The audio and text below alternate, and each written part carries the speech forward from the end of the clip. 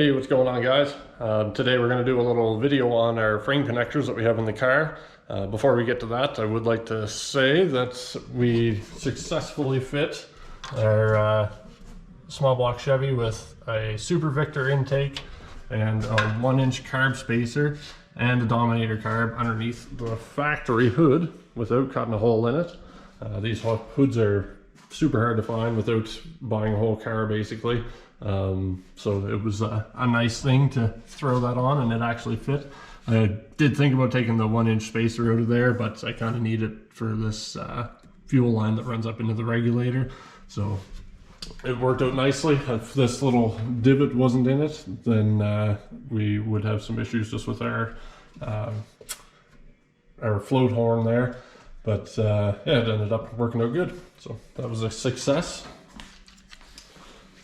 So I'll run my light down here so we can shed some light on the situation.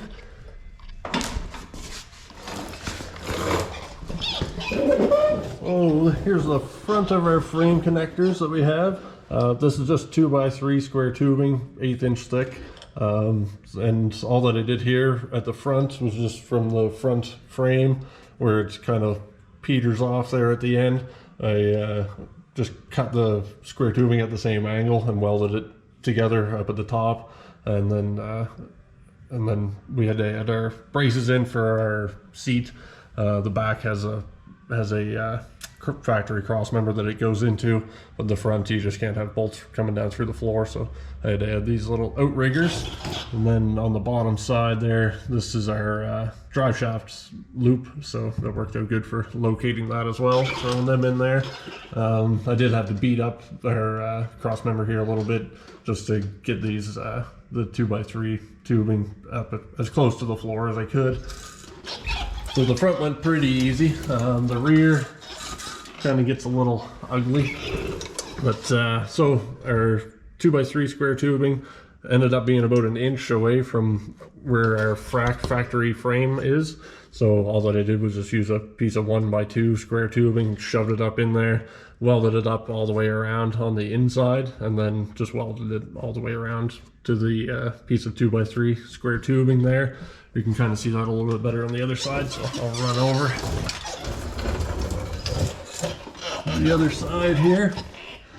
So here's where you can see your square tubing, and then I just I had relocated my spring hangers to the inside of the frame rail as well. So that's I tied it together with some more 1x2 square tubing and kind of gusseted it up a little bit. It's not very fancy, but it does the job. Kind of hard to see here, but this is where up in the back, try to get this straight. Up in the back, you can see where that 2x3 or 1x2 square tubing goes up from our frame connector, and I just welded it all the way up around on the inside of the frame rail. And then here you can see up at the top of our spring hanger is where our cage comes down.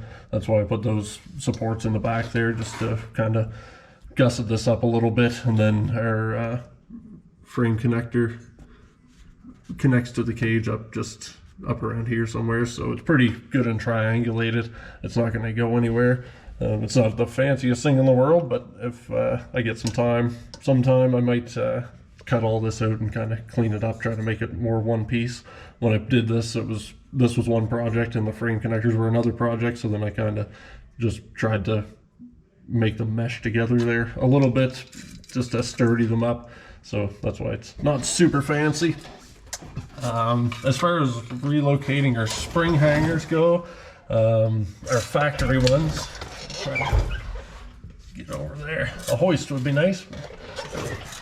Real men work on the floor. So here's our factory spring hangers.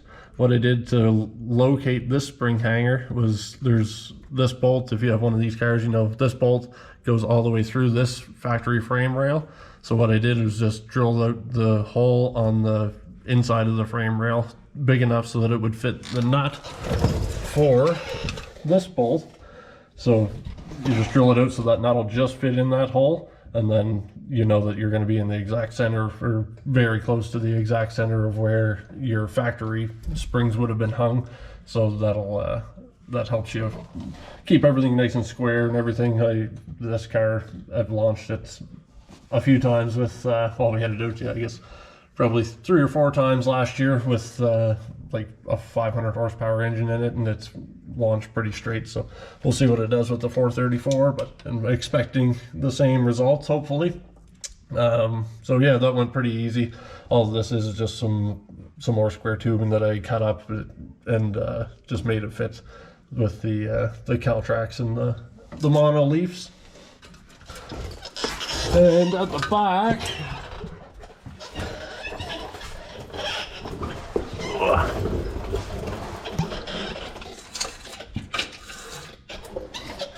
this is how I relocated the rear spring hangers. Was just welded.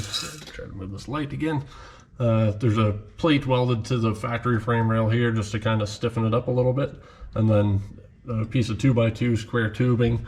I brought it out and then brought it back to where the factory pan is. Just welded it to that pan, and then I kind of gusseted it up there a little bit with another piece of 1x2 square tubing just to try to keep it half solid anyways. I'm sure there's better ways to do it, but this has been working so far. Again, it's gonna go along and like kind of fish plate our frame connectors and stuff like that, but it hasn't given me any issues so far, so that's why why fix something if it's not broken, right? As far as locating where these spring hangers are, I just kind of measured off the back side here up to where they are on the factory frame rail, and then just kind of got it half close and welded another pipe in here so that I could fit the bushings in. And yeah, it's been working out good so far. I don't think the back's as crucial as the front as far as where they are located at. So as long as you're, I'd say, within a quarter of an inch or so, then you should be all right. It's not rocket science. We're not building pianos here by any means. So I'll crawl out here.